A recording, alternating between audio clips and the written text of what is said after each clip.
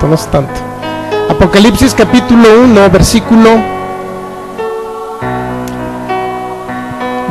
5 y versículo 6.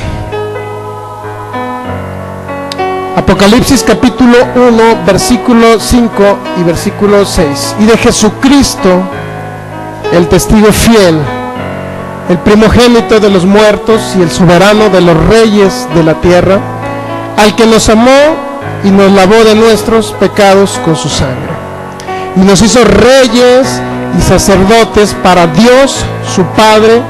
A Él sea la gloria e imperio por los siglos de los siglos.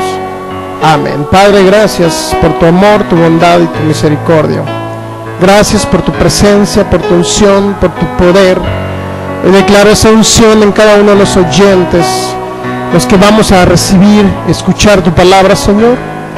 En el nombre de Jesús declaro el discernimiento espiritual para poder digerir este alimento sólido, Señor, que nos vas a dar en este tiempo. Te pedimos sabiduría, revelación abundante para que se alumbren nuestros ojos y podamos conocer nuestra herencia en los santos.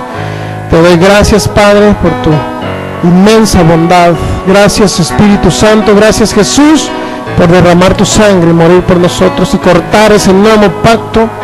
Gracias, Espíritu Santo, porque eres guía, maestro, eres nuestro ayudador, eres mi amigo fiel. Dígaselo, eres mi amigo fiel.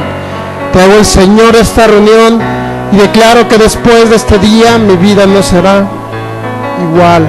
En el nombre de Jesús, amén. Si gusta declarar estas palabras, el hermano John Austin declaraba mucho estas palabras. No Joel Austin, no el hijo, sino el papá. Decía: en el nombre de Jesús, yo soy lo que la palabra de Dios dice que soy.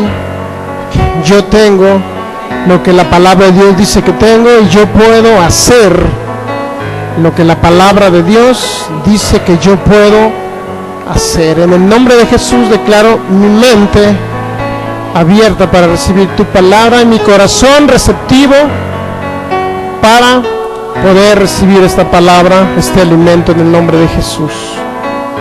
Amén. Mi mente la llevo cautiva, Señor, a tu palabra. Muy bien, pues Apocalipsis capítulo 1, versículos 5 y 6 es una verdad inminente que habló el Espíritu Santo a través del apóstol Juan. Jesucristo, el testigo fiel, Apocalipsis 1:5, el primogénito de los muertos y el soberano de los reyes de la tierra, el que nos amó y nos lavó de nuestros pecados con su sangre y nos hizo reyes y sacerdotes para Dios su Padre. Él sea la gloria e imperio por los siglos de los siglos. Vamos a estar hablando tenemos muchísimos textos básicos en los cuales nos vamos a estar guiando para que conozcamos realmente. Esta serie se llama ¿Quiénes somos los creyentes en Jesús? Vamos a conocer la historia desde que se creó el ser humano. Vamos a conocer cómo Dios lo creó, por qué lo creó, para qué lo creó. Realmente, ¿quiénes son los que han recibido a Cristo Jesús en su corazón? La estatura que han alcanzado. Todo ello lo vamos a analizar. Esta serie puede causar dos tipos de reacciones. A lo mejor no en ustedes que están aquí, pero en nuestros amigos que nos van a escuchar por internet. Dos tipos de reacciones. Una, salir corriendo y decir que está loco el que está predicando. O dos, realmente recibir esa revelación de la palabra, de realmente quiénes son los seres humanos, quiénes son los hijos de Dios, y poder vivir una vida victoriosa, triunfando y reinando sobre los principados, sobre las potestades, sobre el mundo de las tinieblas, reinar como reyes en esta tierra, como dice Romanos 5:17. Hay esas dos opciones. Esta serie, como les digo, es la primera vez que la doy. Pero el objetivo esencial de esta serie es que realmente todo lo que usted ha aprendido, hemos conocido la bondad de Dios, ¿verdad? Que Dios es bueno en todos los sentidos, 100% bueno. Hemos entendido que Jesús sufrió en un lugar de sufrimiento llamado el Seol, bajó allá a llevar las enfermedades, llevó el pecado, etcétera. Fue en sustitución de nosotros. Hemos conocido el poder del Espíritu Santo, hemos tenido cursos de sanidad y milagros. Usted, ¿a poco no lo ha notado usted? Ya ha impuesto manos a los enfermos y han visto milagros más, ¿verdad? Usted ya lo está, ahorita ya lo está viviendo. Lo que un evangelista por allá duró 20 años en vivirlo, o se preparó durante 20 años, usted en 3 años está poniendo manos a los enfermos, está viendo milagros. Lo estamos capacitando, más bien ya se está capacitando a través de la palabra usted. Entonces, vimos ese curso, ya conocimos al Espíritu Santo a través de la palabra, quién es realmente el Espíritu Santo. Ya pudimos conocer la historia de Job, es una historia muy importante, o más bien el otro conocimiento, la otra historia de lo que realmente es Job. Pudimos analizar el aguijón de Pablo, que no fue una enfermedad, ¿verdad?, sino era la persecución de los judíos. Y así sucesivamente. Todas esas series están en internet a través, algunas en audio, otras en video. Y hemos tenido un alimento integral. ¿Se ha dado cuenta? ¿Cuál es el objetivo? Que usted llegue a lo que dice Efesios capítulo 4, mire. Efesios capítulo 4.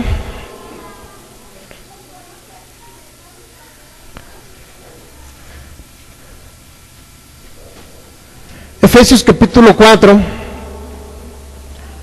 versículo 11 al 14. Dice, hablando de Jesús, él mismo constituyó a unos apóstoles, a otros profetas, a otros evangelistas, a otros pastores y maestros, a fin. ¿Cuál es la finalidad de constituir ministerios, Dios? De que lleguemos a la unidad de la fe. ¿Cuál es la unidad de la fe? ¿Cuál es la unidad de la fe? Que tiene que llegar usted a la misma unidad de la fe que tuvo el Hijo de Dios llamado Jesús. A la unidad de la fe en ello. Muchos dicen que tenemos que estar todos unidos creyendo lo mismo. Aquí puede haber personas que podamos diferir en algo, ¿verdad? Podemos diferir en algo, pero eso no significa que no tengamos que llegar a la unidad de la fe. Usted tiene que llegar a la unidad de la fe del Hijo de Dios, pero también del conocimiento del mismo Hijo de Dios, a un varón perfecto. Diga, a un varón perfecto, o a una mujer perfecta, a la medida de la estatura de la plenitud de Cristo. Todos tenemos que llegar a la plenitud de, ok. ¿Qué simboliza eso, hermano? ¿Significa que yo tengo que ser como Jesús? ¿Qué opina usted? Como Jesús anduvo aquí en la tierra, usted tiene que llegar. Jesús es Dios manifestado en carne, usted no es Dios manifestado en carne. Esa es la diferencia entre Jesús y usted. Pero usted tiene que hacer las mismas obras que hizo Jesús. ¿Cuántos saben? Tener la fe que tuvo Jesús, el mismo espíritu de fe, dice que ya lo tenemos, pero en unos se manifiesta, en otros no. ¿Correcto? Así como es Jesús, ellos sean así aquí en este mundo. Eso dijo el apóstol Juan. Esto no significa que usted sea el mismo Jesús, sino significa que es el cuerpo de Cristo. Por consecuencia, usted es el representante de Cristo. Por consecuencia, cuando el mundo lo ve, usted ve a Cristo en usted. ¿Correcto? Si usted impone manos sobre los enfermos, es la humanidad viendo a Jesús imponiendo manos sobre los enfermos, porque usted es una parte del cuerpo de Cristo. ¿Correcto? Estas a lo mejor palabras son a veces difícil de digerir para algunos, para otros es muy sencillo entenderlo, pero hay algo muy importante que nunca ningún ser humano, fíjese, nunca jamás llegará a ser igual a Dios. Eso jamás. Es decir, somos inferiores porque Él es nuestro creador, Él es el Todopoderoso. Nosotros tenemos poder por la unción que hay del Espíritu Santo en nosotros, porque Él nos da su palabra para que cuando usted le hable por su boca, Usted es un ser creativo por la palabra de Dios que habla. ¿Está captando? Dios lo hizo un ser creativo para crear cosas. Por consecuencia, muchos le pueden llamar blasfemia a esto, otros podrán llamarle, a lo mejor, que estamos cerrados en las escrituras, a lo mejor otros podrán decir que estamos locos, pero hay algo muy importante, que si usted no conoce realmente la estatura que usted tiene en Cristo, porque realmente la serie esta se llamaría ¿quiénes somos los creyentes en Jesús? Pero le podríamos llamar conociendo nuestra estatura o nuestro nivel en Cristo. Fíjese, Efesios 4:13, hasta que todos lleguemos a la unidad de la fe y del conocimiento del Hijo de Dios. La unidad de la fe, cuando habla de unidad en la fe, significa que usted debe tener, más bien lo tiene, pero a lo mejor no lo sabe, pero que usted se crea que tiene el mismo espíritu de fe que tuvo Cristo. Así como Cristo actuó, fíjese, ahorita le voy a leer esa cita bíblica, 2 Corintios 4, regresamos a 2 Corintios 4, versículo, 2 Corintios capítulo 4,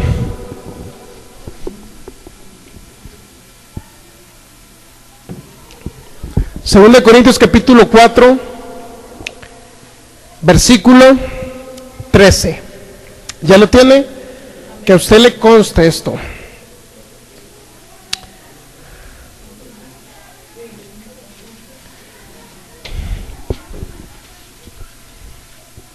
Está hablando de la iglesia aquí. El subtítulo, ¿cómo dice el versículo 7 arribita? Viviendo por... Tenemos este tesoro, dijo el apóstol Pablo, en vasos de barro, para que la excelencia del poder sea de Dios y no de nosotros. Para que tenemos este tesoro en vasos de barro, para que la excelencia del poder sea de Dios. ¿De qué tesoro cree usted que está hablando? Ahorita lo vamos a seguir analizando. ¿Dónde está ese tesoro? En vasos de barro. Está hablando que están en cuerpos humanos, pues para que me entienda. Ahí está ese tesoro.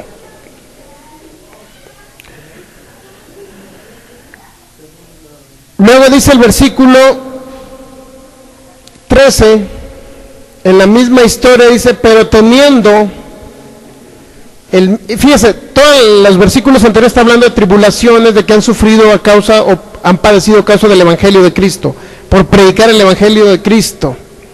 Pero teniendo el mismo espíritu de fe, conforme a lo que está escrito en el Salmo 116, versículo 10, creí, por lo cual yo lo hablé. Nosotros también creemos, por lo cual también hablamos. Teniendo el mismo espíritu de fe, ¿qué cree que significa? ¿Quién cree que habló en el Salmo 116, versículo 10? Creí, por lo cual hablé. Era Jesús en el Seol, tratando, en pocas palabras, creyendo para salir del Seol. Era el Espíritu de Cristo, en pocas palabras, que estaba sufriendo en ese lugar y hablando la palabra. Salmo 116, cuando tenga oportunidad ahí lo lee. Teniendo el mismo espíritu de fe, significa que el espíritu de usted es igual que el espíritu de Jesús. ¿Cuál es la diferencia entre Jesús y la iglesia? Jesús dice en la Biblia que es nuestro hermano mayor, ¿verdad? ¿Sí o no? Cuando Jesús anduvo en la tierra, ¿anduvo como Dios o anduvo como ser humano? Como ser humano. Se despojó de su deidad, dice Filipenses 2:8, ¿qué no? ¿Sí o no? ¿Correcto? Bueno, entonces, si se despojó de su deidad y vino a ser o tener un espíritu semejante a lo de los seres humanos, significa que nosotros tenemos un espíritu semejante al espíritu de Jesús. Es decir, toda la plenitud de la deidad habita en cada creyente que recibió a Jesús.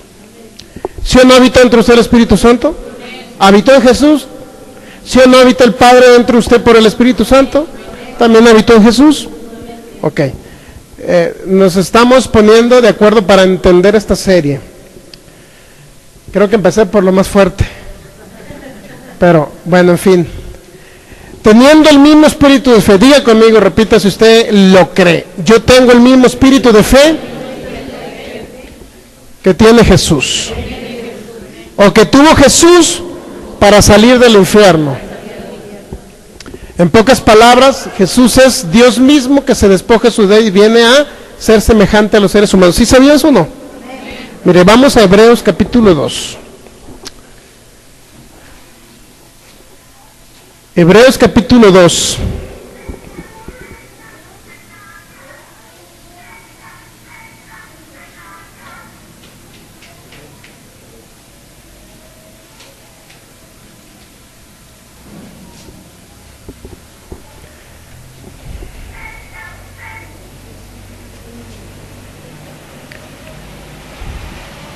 Hebreos 2, versículo 14. Así que por cuanto los hijos participaron de carne y sangre, él también participó de lo mismo para destruir por medio de su muerte el que tenía el imperio de la muerte, esto es, al diablo,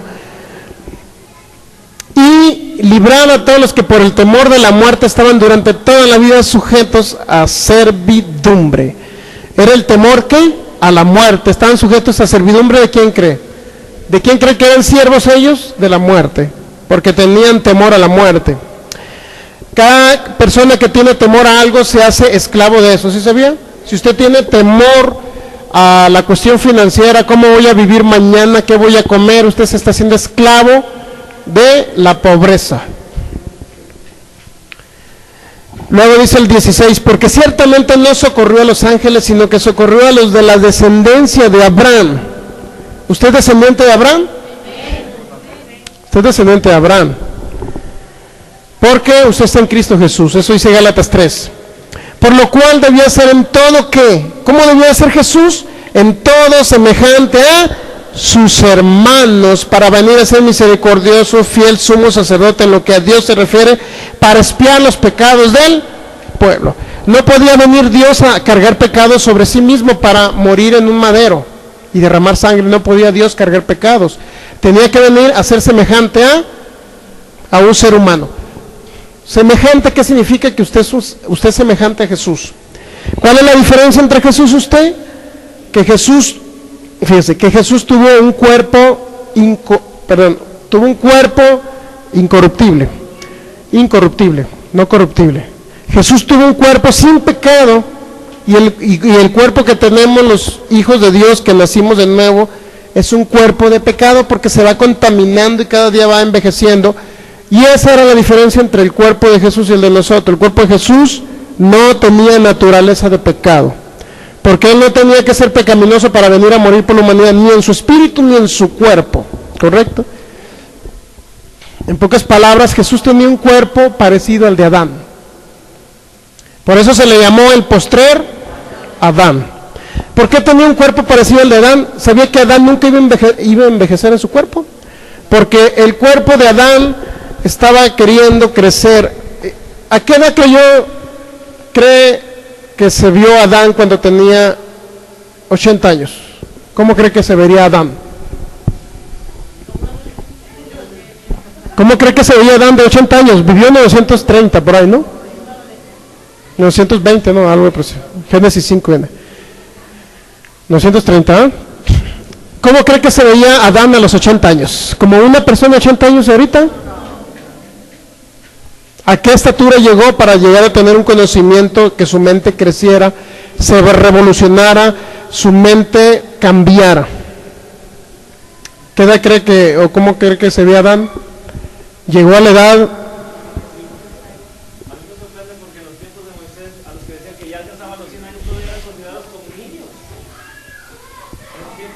En los tiempos de Moisés. Y sin embargo ya estaba la muerte espiritual. Ya en Adán estaba la muerte espiritual cuando Adán pecó, ¿verdad? ¿A qué edad cree que pecó Adán? ¿Qué edad tenía cuando pecó? Después de que pecó entró la muerte espiritual, la maldición, es decir, el cuerpo de los seres humanos se fue haciendo o envejeciendo, para que me entienda. ¿Por qué cree que fue envejeciendo el cuerpo de los seres humanos? Porque dejaron de comer del árbol de la vida.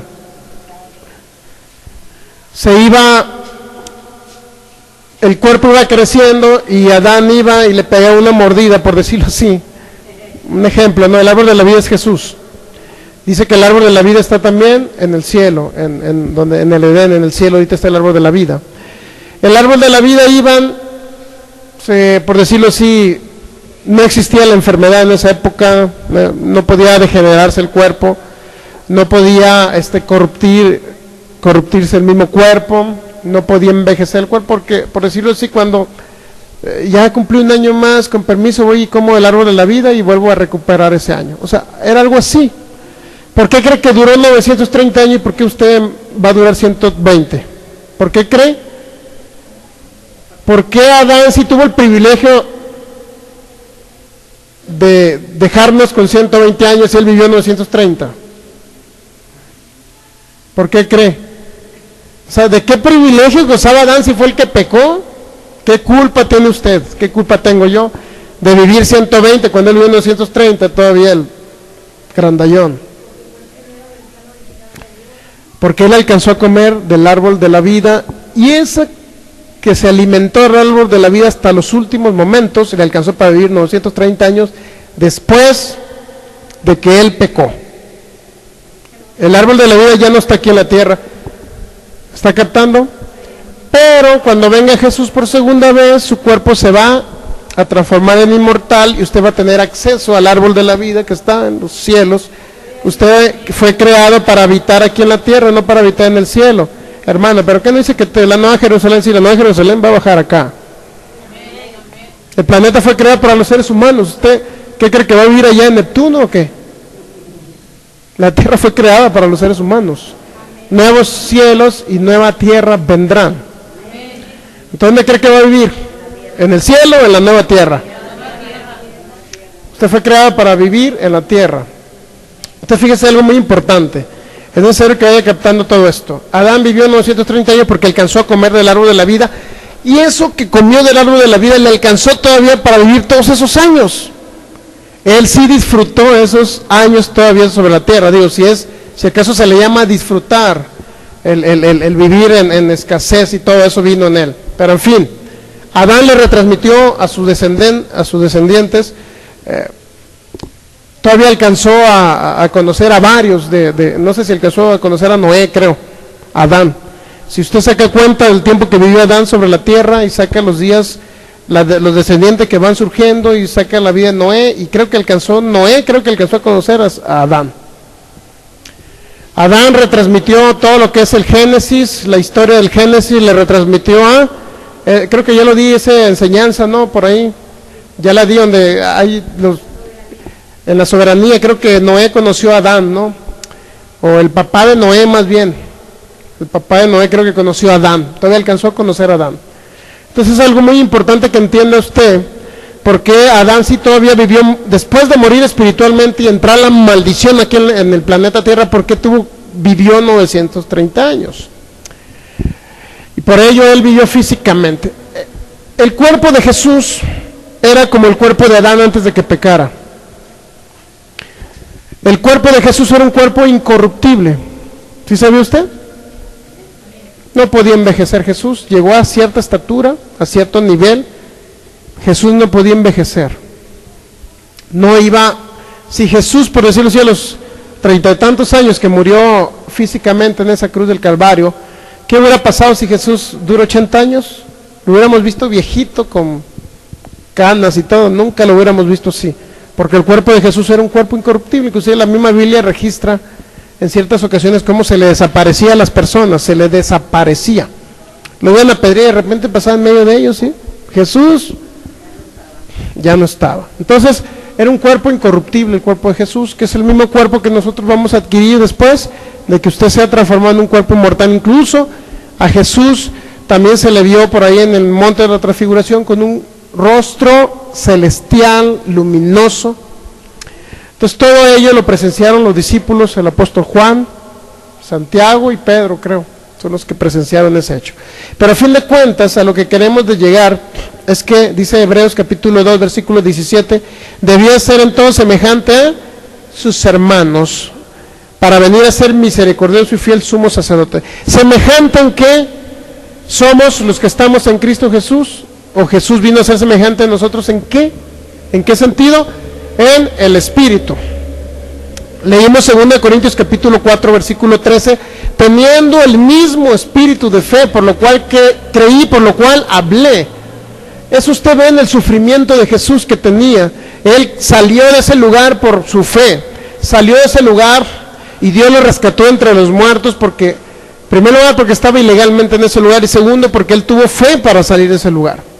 Si Jesús tuvo, el Espíritu de Jesús tuvo fe para salir del infierno, ¿usted cree que si usted tiene el mismo espíritu de fe de Jesús, no podrá salir de la pobreza, no podrá salir de la enfermedad, no podrá salir de las circunstancias difíciles o adversas? Por supuesto, pero es necesario que usted crea.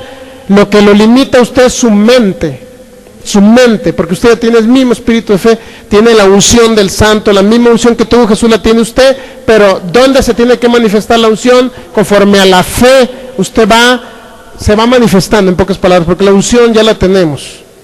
Porque unos ministran enfermos y hay muchos milagros por la unción del Espíritu Santo, pero porque creen en esa unción.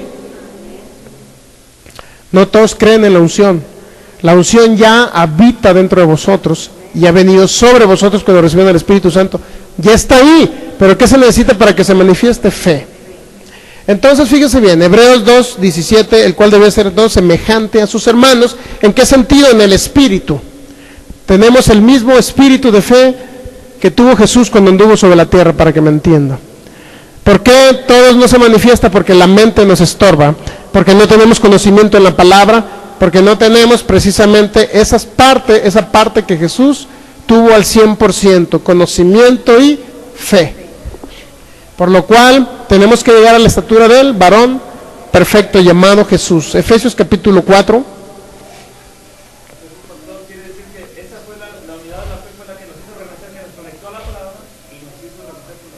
La unidad de la fe significa que creamos como Jesús cree.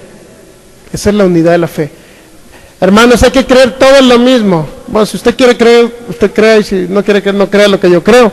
Pero yo necesito creer lo que creyó Jesús. Esa es la unidad de la fe, que usted se hace uno con Jesús. 1 Corintios 6:17, el que se une al Señor se hace un solo espíritu con Él. Es que la mayoría de las personas que conocen la Biblia, Ajá. dicen, es que Dios le habla a uno y uno, de Dios le habla a otro Dios. A cada yo digo, pues ¿cómo? Que cada quien nos habla de diferente forma. Bueno, pero eso ya se podría decir es otra cosa. Una cosa es cómo nos habla y otra cosa es lo que la palabra de Dios dice, ¿no? Entonces ahorita estamos, de cuenta, basados en lo que la palabra de Dios dice. ¿Quiénes somos nosotros? ¿Quiénes somos? Esto no va tanto enfocado a que Dios me hable o no me hable, sino va enfocado a lo que nosotros realmente somos en Cristo Jesús. Realmente, ¿de qué creación estamos hablando? Inclusive, si alguno está en Cristo, dice 2 Corintios, nueva criatura es. Y esa palabra nueva criatura, ¿sabe lo que significa todo eso? Nueva criatura. Una creación como nunca antes hubo en el planeta Tierra. Eso significa. La diferencia entre Adán y usted, antes de que pecara Adán, la diferencia entre Adán y usted antes de que pecara Adán, es que Adán todavía en ese cuerpo, el cuerpo de Adán sabía que se transformaba en inmortal, sabía que se transformaba en un cuerpo luminoso. ¿Cómo cree que podía ascender a la presencia de Dios Adán? ¿Cómo cree usted? Si se fuera con este cuerpo le iban a explotar los intestinos allá. Y cuando vinieran los intestinos de regreso, los pájaros iban a andar comiendo. Se ve muy feo eso, ¿eh? Qué ejemplos, ¿no? Pero bueno, lo importante es que usted entienda realmente qué es lo que usted es ahora en Cristo Jesús. ¿Quién es realmente en Cristo Jesús?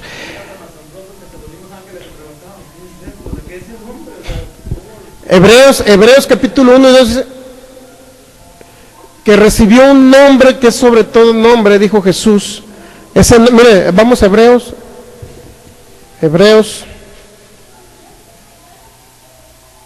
Recibió algo que jamás recibieron los ángeles, Jesús. Entonces, solamente esto es una introducción pero nos vamos a ir al inicio de la creación para que usted entienda cómo surgió todo esto. Hebreos capítulo 1,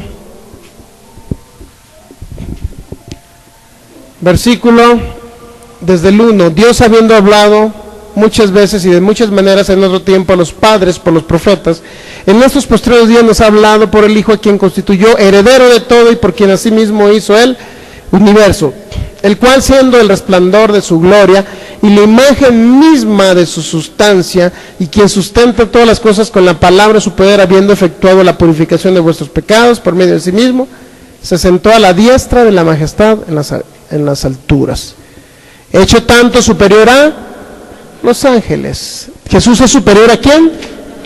A los ángeles. Cuanto heredó más excelente nombre que ellos. ¿Por qué cree que es superior a los ángeles Jesús? Porque tiene el nombre de Jesús, el Salvador. ¿Ese es el nombre que tiene Jesús? ¿O a qué nombre se refiere por lo cual es superior a los ángeles? ¿Por qué cree usted? ¿Porque se llamó Jesús? No. Fíjese. Hecho tanto superior a los ángeles cuanto heredó más excelente nombre que ellos. ¿Cuál es el nombre que heredó Jesús más excelente que los ángeles? Aquí viene. Porque ¿a cuál de los ángeles dijo Dios jamás? ¿Cuál es el nombre que heredó Jesús? Mi hijo eres tú. Yo te he engendrado hoy y otra vez yo seré el Padre, Él me será hijo. Eso es la segunda vez que Jesús resucitó entre los muertos del infierno. Nuevamente yo seré Padre, dice. Yo seré el Padre, Él me será otra vez hijo. Pero ese es el excelente nombre que recibe. O sea, usted es superior a los ángeles, ¿sabía usted? ¿Sabía que los ángeles están al servicio de usted? Mire, fíjese, en Hebreos capítulo 2, en el mismo capítulo 1, versículo 14, ¿no son todos espíritus ministradores, hablando de los ángeles, enviados para servicio a favor de los que serán herederos de la salvación? Los ángeles son servidores de usted, ¿sabía? Pero no los trate mal tampoco. Salmo 103, vamos a ver el Salmo 103.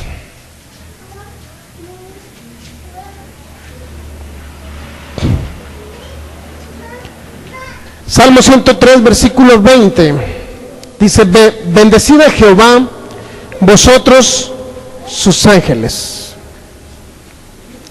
poderosos en fortaleza, que ejecutan su palabra, obedeciendo a la voz de su precepto. ¿Sabe lo que hacen los ángeles cuando usted habla la palabra de Dios?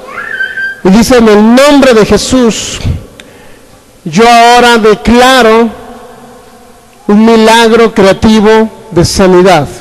Declaro un milagro creativo de prosperidad. ¿Y ángeles qué cree que hacen? Comienzan a ejecutar lo que usted habló, es decir, comienzan a trabajar para el servicio de usted, para que se cumpla la palabra de Dios cuando usted habló que Dios es su prosperador. Hay ángeles que trabajan a favor de ustedes, ¿sabía? Regresamos a Hebreos capítulo 2. Los ángeles están para servirle a usted. Usted no está para servirle a los ángeles. De antemano hay muchas personas que adoran a los ángeles, ¿sabía? El apóstol Juan le dijo a un ángel que se presentó delante de él en Apocalipsis, le dijo el ángel, no te inclines delante de mí, Juan, no te inclines delante de mí porque somos consiervos. Eso, ¿sabía que eso dijo? Yo soy consiervo tuyo, eso le dijo un ángel al apóstol Juan. Esto es de que realmente los ángeles tienen un nivel inferior a la propia creación de Dios. ¿Sí sabía eso? Es inferior a usted un ángel. Ahora, ¿qué pasa con los ángeles caídos? Porque hay muchas personas que les tienen miedo, que de repente se presentó un ángel que tenía unas alas muy feas y con los ojos rojos. Andaba un marihuano. Ah, no. Perdón, se me salió. Que de repente se presentó un demonio por ahí enfrente de una persona y usted tuvo discernimiento espiritual, usted vio el espíritu que lo tenía agarrado de ahí arriba, era un changuito. Porque muchos se presentan en forma de chango. Regularmente los espíritus inmundos, que son los seres humanos que cayeron antes de la creación, de la nueva creación que hizo Dios a través de Adán. Esos espíritus inmundos, los alcanza usted a observar, son demonios y de repente regularmente son muy feos, ¿sabía?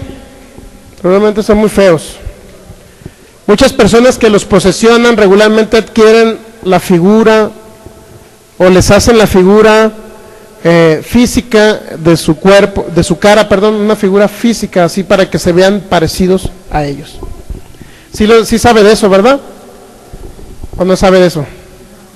Nunca he visto que personas, recibí a Cristo, le cambió la cara, mira, se ve ahora, parece un ángel de Dios. ¿Por qué? Porque antes tenía la cara medio endemoniada, para que me entienda. Aquí viene la unción.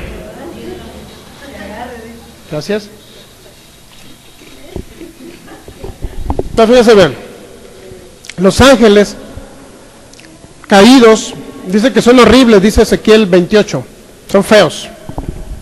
Pero regularmente los ángeles que posesionan a las personas, a veces regularmente les transforman la cara para que se vean feos. ¿Sí sabían? La persona posesionada. Nunca he visto una persona cuando abre los ojotes y se le queda... No quiero hacer esos ojos, pero que abren los ojos. ¿Mande? No, pues las gárgolas también, pero son personas también. Cuando usted ve una persona posesionada, nunca lo he visto con los ojos así vidriosos y rojos y feos así. Bueno, es que los ángeles caídos quieren transformar o que la persona se vea como ellos se ven en la realidad, para que me entienda. Y tratan de transformar la imagen de los demonios, tratan de transformar la imagen de las personas que pues están poseyendo.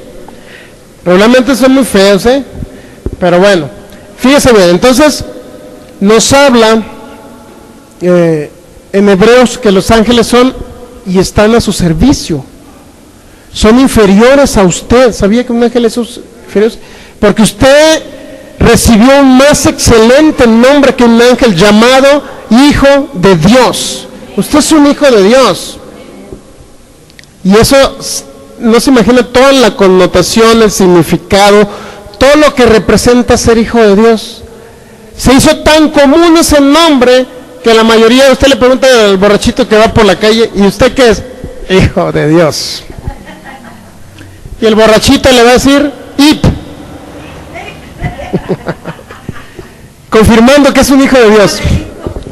Entonces fíjese bien. Todo el mundo le dice, todo el mundo le dice que es hijo de Dios, ¿sí o no? Se volvió muy común el nombre, así como el nombre de Jesús. ¿Y cómo se llama tu hijo? Jesús Manuel. ¿Y cómo se llama el otro? Jesús Everardo. ¿Y cómo se llama la hija? Pues Jesús o no sé qué. Entonces usted se va a encontrar el nombre Jesús, muy común, y no entienden lo que representa el nombre de Jesús. Así el nombre de hijo de Dios es tan común que se va a encontrar hasta los satanistas diciendo que son hijos de Dios. Entonces se vuelve tan común el nombre que pierde significado en lo que representa ser un hijo de Dios. Ser un hijo de Dios realmente significa que usted tiene un espíritu como el espíritu de Cristo. Y el espíritu de Cristo era un espíritu de fe que podía hacer todas las cosas aquí en la tierra. Jesús hablaba y comenzaba a crear cosas. ¿Sí sabía? Comenzaban a transformarse cosas. La otra vez me dijo una persona que su pastora, me dijo una hermana que su pastora le había hablado a un árbol maldiciendo, un árbol, no sé de qué tipo de árbol era, no sé si era naranjo, afuera de la congregación, y le dijo a este árbol, yo te maldigo, árbol. Llegó y dice que al tiempo el árbol se secó, y después ella dio una enseñanza que como el árbol se secó, ella podía secar también los virus de enfermedad. Hasta entonces le cayó la revelación que si un árbol pudo obedecer a lo que ella habló, ella dice, oye, pues también puedo decir, virus de enfermedad, sécate, desaparece de ese cuerpo. Hasta entonces entendió con un ejemplo físico de lo que sucedió, pero no había necesidad de maldecir a un pobre arbolito. Con el solo hecho que hubiera creído lo que está escrito, que usted le dice, virus, sécate en el nombre de Jesús, y el virus se elimina de ese cuerpo. No había necesidad de hacer una prueba, pero también eso es algo que Dios les da de